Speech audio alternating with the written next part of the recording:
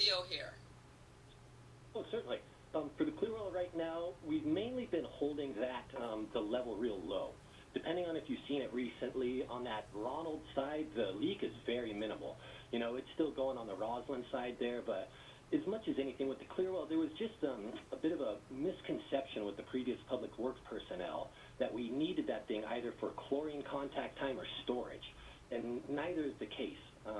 Last year when we did the epoxy, the public works director actually took that thing offline for a couple weeks, and there was no negative effect. Essentially, the second clear well there is part of a full build out for the treatment plant. For those of you that are familiar, there's 2 filter beds up there right now with the ability to add a third. It's when that demand comes in for the third filter bed that we really need that second clear well. So for right now, we're just holding the level low so that we reduce the leakage potential. And then we're just going through the motion, seeing about whether or not we can just take it offline and leave it offline until our demand picks up, or get a liner installed. And there's $25,000 in the 2022 budget for Clearwell. So is that what does that include? I guess I'd ask. That would. We still need to go through the motions to kind of nail it down, but essentially something along the lines of like a vinyl liner. Part of it is potentially how far up in the clear well we might need to go, and that's kind of considering if we can't essentially take it offline on a more permanent basis. Hey Theo, have you or have we done a structural analysis to make sure the clear wall is structurally sound? It was leaking pretty good there. That was something that we were, if we empty it out to get the liner in there, that will definitely. There's a particular structural engineer I've worked with in the past. It's kind of a specialized area to provide that type of service there. But certainly, if we empty that thing out again, have a structural engineer take a look at it. So can I take away that the clear well will be drawn down indefinitely? When do we plan to make those? I don't want to get too far afield here, but when do we plan to make those analyses? Part of it is working with Department of Health, working with our consultant who controls the SCADA system, watching the demand, seeing kind of how things go this summer here. But for the most part, we plan to kind of have it sorted out through the winter here.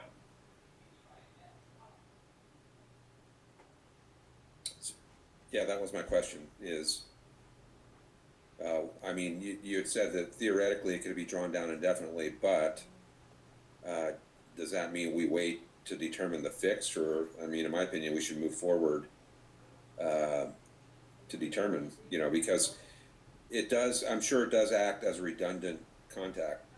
If something were to ever happen to the other well, right, and this one's off, then there's no contact time at all. So that is one function it has. The first clear well is baffled there. That thing is specifically designed and built to provide that resident time there. That second clear well is not baffled. That was one of the things that actually led me to kind of dig into a little bit more about whether or not we needed it for chlorine contact time. And even for as big as it is, without it being baffled, there's really not a lot of chlorine contact time it provides. For the city of Roslyn, one area we get a lot of it is from the transmission main, from the treatment plant through the reservoir. That, I mean, this is all really good news, but do you know why it was built then? Why there were 2? As much as anything, if I had to guess, it had to do with the funding and just the way they had it set up for to work for the operational storage there. As much as anything, since we don't need it for storage right now, that's where we could potentially take it offline, at least until the demand picks up. I mean, that's one thing about the indefinitely. It's definitely coupled with when we potentially need that third filter bed there. So the way the SCADA system and everything's designed right now, the system works with that second clear well, but we just don't necessarily need it right now. So have you taken it completely offline, or you said you just drew the level down? Yeah, we've got the level down so it doesn't leak as much. And that's essentially, because before the leaks on that Roslyn side were pretty significant. And so holding that water level down definitely reduces that. And then, But if it's not needed, why not take it completely offline so it doesn't leak at all? And that's the one thing, of course, we have to get that approved through Department of Health, and we have to be able to show them how that's going to work. That's where some of the reprogramming for the SCADA system comes in, for essentially how the reservoir talks to the treatment plant there. Okay. Okay, thanks, Theo. So I would just say that as a community that is, we will be threatened by fire at some point. I'm wondering if there is value to having a second clear well with water in it. It seems to me, just on the face of it, there'd be value in that. But I wonder what you think about it. In reviewing the design for how the treatment plant was put together, they essentially did what they called nesting the fire suppression storage in with the rest of the storage. So effectively, we need about 400 to 500,000 gallons available for fire storage. As much as anything, the reservoir is 800,000 gallons, and then each clear well is 200,000 gallons. So it's definitely, you can't argue with the fact that it's always better to have more water in case of a fire there. But we're also, without that clear well, we're not taking away what our requirement is for fire storage.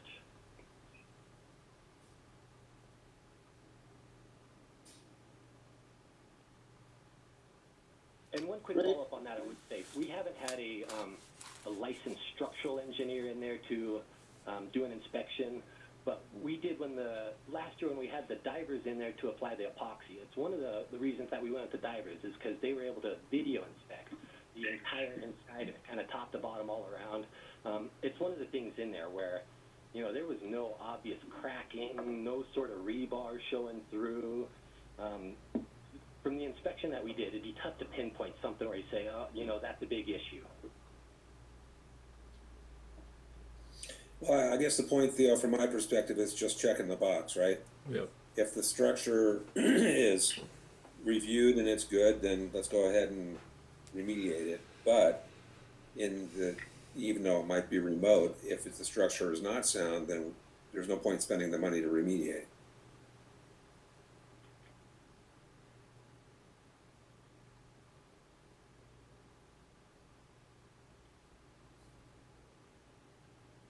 Any other questions for Theo or Bubba, Council? I just want to know our next process for the clear well, because we all did as a council unanimously, maybe it wasn't unanimously, I think there was one that didn't, said that our priority was trying to figure out the clear well leaking. So far all we've done is what we managed to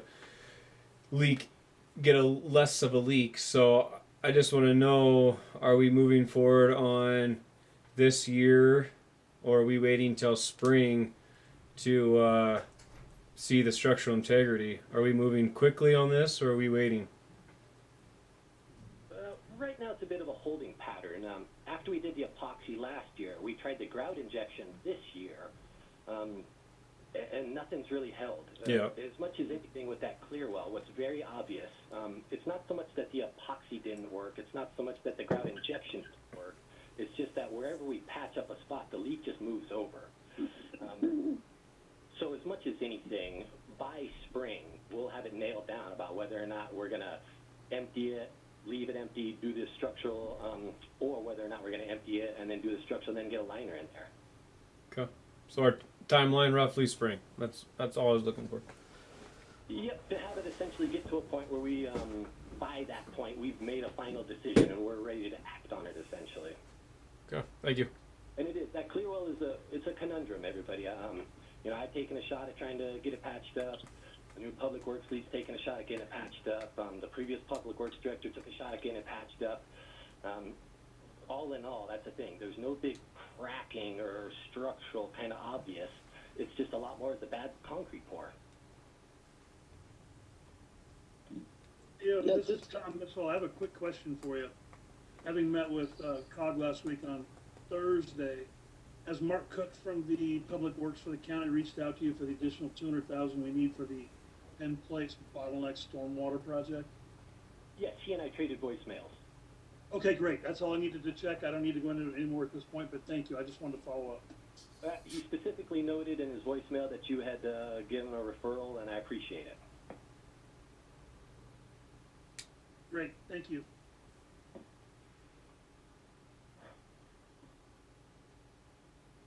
Any more for Bubba and Theo, council? Okay, we'll move on to citizen comments. First up this evening is Doug Kilgore.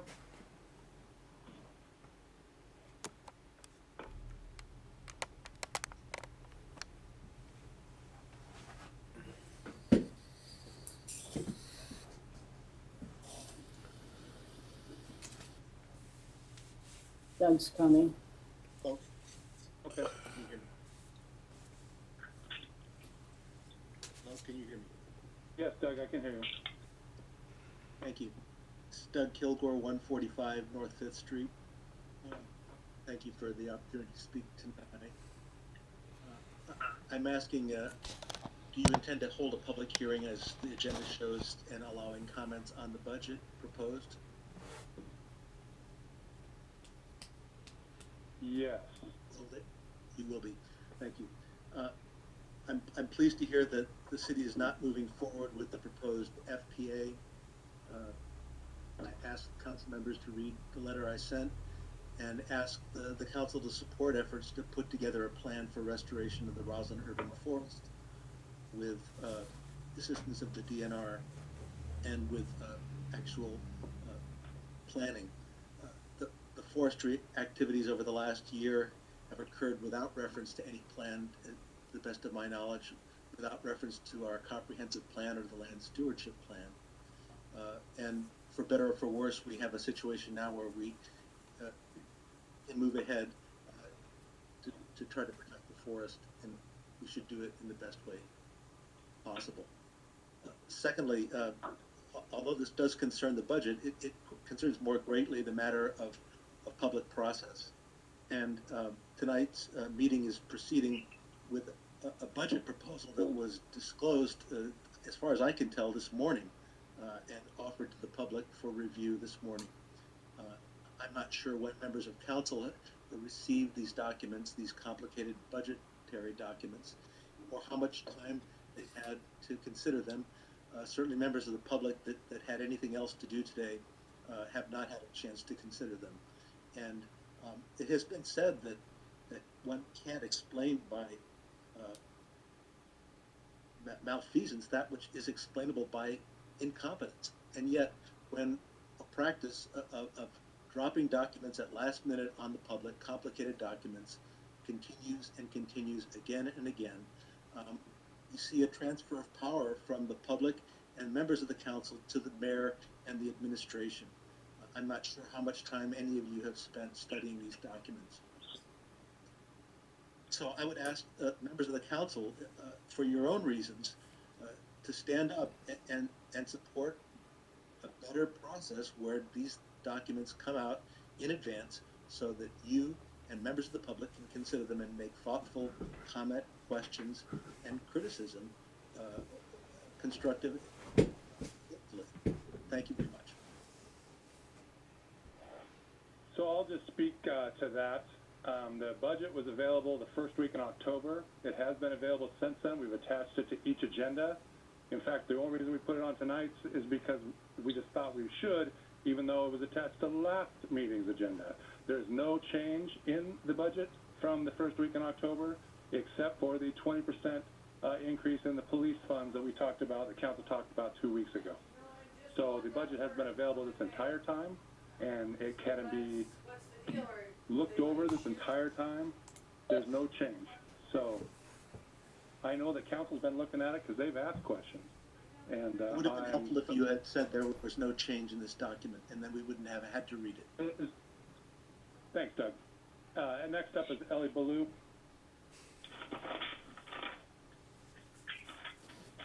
Yes, this is Ellie Ballou, 145 Fifth Street. I really appreciate your discussion of the Clearwell. That's the kind of council I like to see. I love to hear you actually ask questions and think about where we're going, think about the numbers and the money, think about the time and the work plan. A lot of the rest of tonight's meeting is not governance. In addition to the travesty that's being passed off as a legal hearing on this budget, I will give two basic examples in tonight's meeting. First of all, No agenda item relating to action taken at an illegal quorum meeting of council noticed and advertised as an admin meeting on 10/26/21. At that meeting, the mayor polled the council members present as to potential changes in what agency could provide police coverage, the county or the current police department. Now, at an actual council meeting, this matter is not even on the agenda. Look at the minutes from that admin meeting. There is absolutely no content, including who was even present. Secondly, the pre-plan agreement presented tonight has, it seems to me like a blank form, except that it has among the attendees of a meeting, Mike Woodwell as Public Works Director on 10/13/21.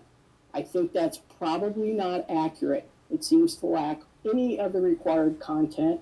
The current plan has expired, and as I pointed out at the last council meeting, what exactly was the $4,500 plus to Granite Civil Services check number 173854? This is not government. Please step up to being a council.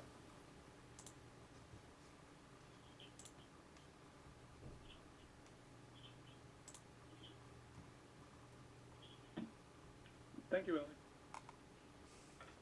So next up tonight, we have our public hearing for our 2022 budget. I now open that up to the members of the public.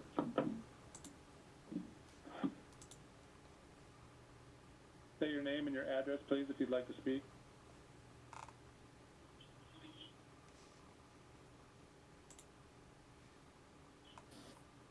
Hello, this is Ellie Ballou, again, 145 Fifth Street. It is clear to me the mayor and perhaps the council do not want public comment.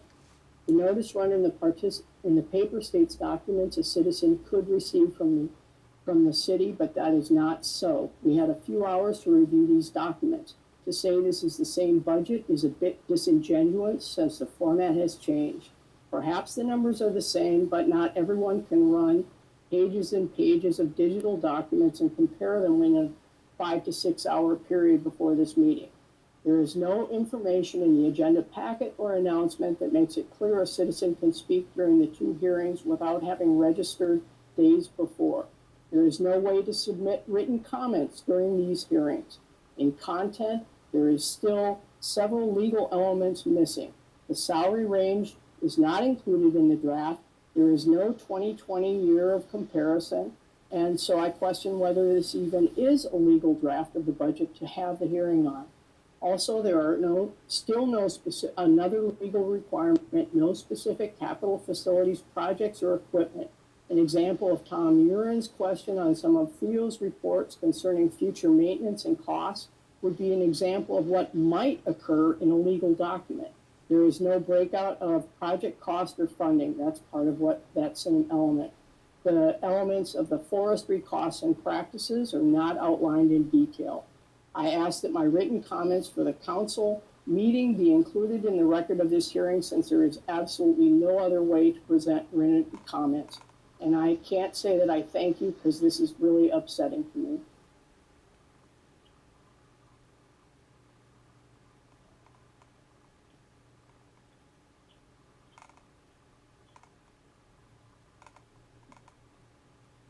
Hey, this is Jeff. I'm not public, but is there going to be another public hearing on the budget? As required by the state, there is in 2 weeks. As was posted in the Tribune, it'll be in 2 weeks. How do you make comment? Doug, go ahead. Thank you. I understand that we are in the budget hearing now. Is that the case? Correct. All right. One item of concern of mine is that the aggressive use of our reserves in the general fund. I think you commented looks like a $250,000 deficit drawing down of the general fund reserve. And as I pointed out in the last meeting, this I don't believe is sustainable. In addition to although it is not clear from any of the documents that have been published, the schedule for repaying fund loans is being carried forward, I believe, at the minimal level of amortization. And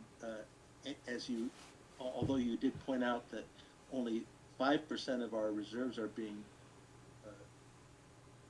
spent on a deficit basis, these additional expenditures being paid out on credit to ourselves also represent a further overextension of our credit, basically unsupported in any way. With respect to revenue, I'd like to propose to the council that they consider adoption of REIT 2. Since Kittitas County has grown at a rate enabling approval of the additional 0.25% REIT tax, called REIT 2, sort of in the general terminology.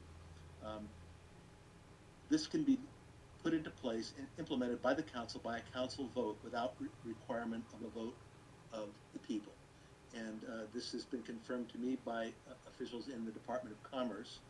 And if our last year's revenue or anticipated 2021 revenue of $28,000 through the REIT fund is accurate, this would provide a doubling of that, which could be useful in meeting our needs at City Hall reconstruction, or our streets, or our or any of our other capital facilities, if we had a capital facilities plan. So I ask that the council consider this. I'd be happy to put you in touch with officials from the Department of Commerce that explained this to me, but it is entirely within your power, and it would be a great step to make our city more fiscally sound at the by placing a tax on people who are selling out property in Roslyn, selling out their real estate holdings. So of all the people most eligible for such taxation, I think these are the best. Thank you.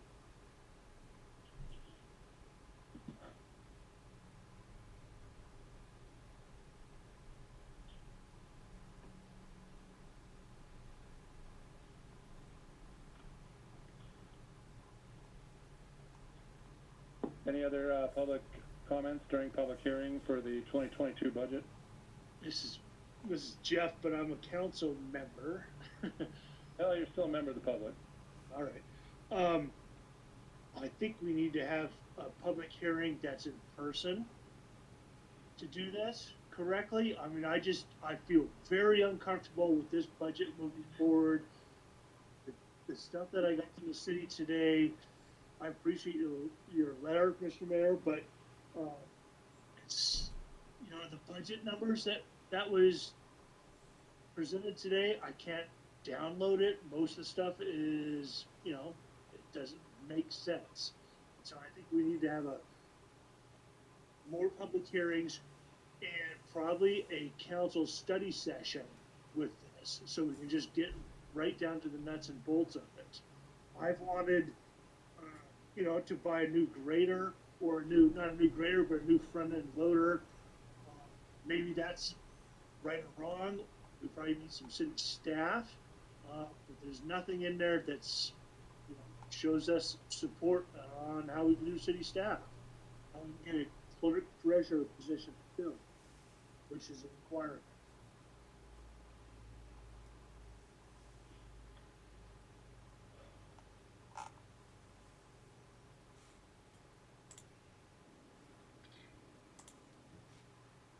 So this is Kathy. I would support Jeff Scherer's desire for further study sessions and another public hearing on the budget. I've got questions about it too. Not sure. The CARES money is showing up as different in two places. I just think we need to look at this further, and I also support Doug and Ellie's concerns with the process.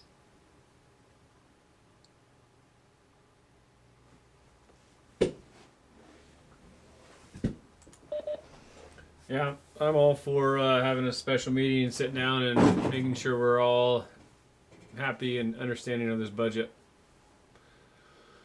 I can't vote for this budget right now. There's no way, because I don't understand it, and I've done this before. It makes no sense. Yeah, yeah.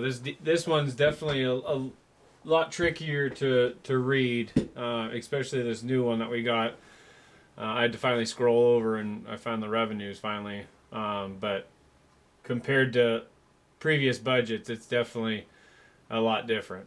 I kind of like the graphs that we used to get from Shauna that broke down everything that only one person complained about. But I thought those were really useful. So, yeah.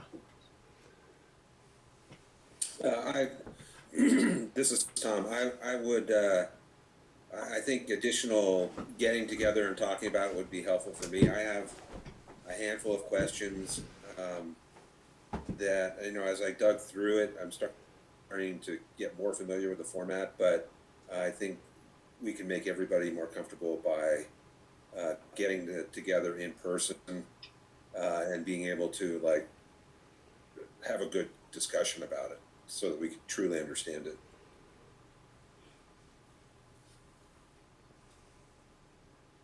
All right, next Tuesday, 4:30, public meeting here, open to the public, all of council. It will be here. We'll try to do the virtual microphone stuff, but the fact is if you're not here, you're not allowed to speak. Then we'll post it 24 hours ahead of time, per state law. What time again? Tell me the time again. 4:30, the same as the time as all council meetings. 4:30 next Tuesday. I'll make sure to come in on Monday and double check with Michelle that our audio is working properly. Appreciate that, Nolan. Yep.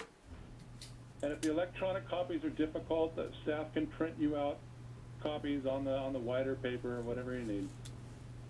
For citizens as well. Remember, back in the day, the budget was just sitting by the door when you walked in. Yep. The fact that you're going to access them online is a new thing, and apparently it's a problem. Is there any other public hearing comments, or can we wait till next week? Thank you. The public hearing is closed for the 2022 budget. Now I'll open the public hearing for the 2022 property tax levy. I'd like to remind the citizens and council that we do this every year. It's just a requirement, so the county will give us our money. And the public hearing is open. Say your name and your address. This is Jeff Shear, council member, and I completely support this. Thank you very much. Thanks, Jeff. This is Ellie Blue, and I would like to support it. It's just too bad that I can't see it till after the time that I'm allowed to present written comment, and I will protest again about that.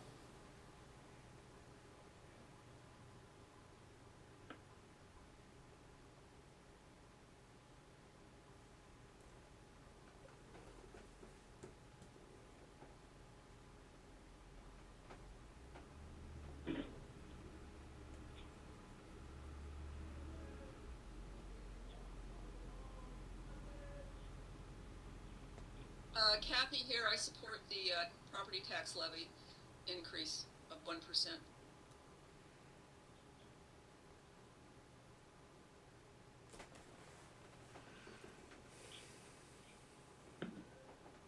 Is this the maximum?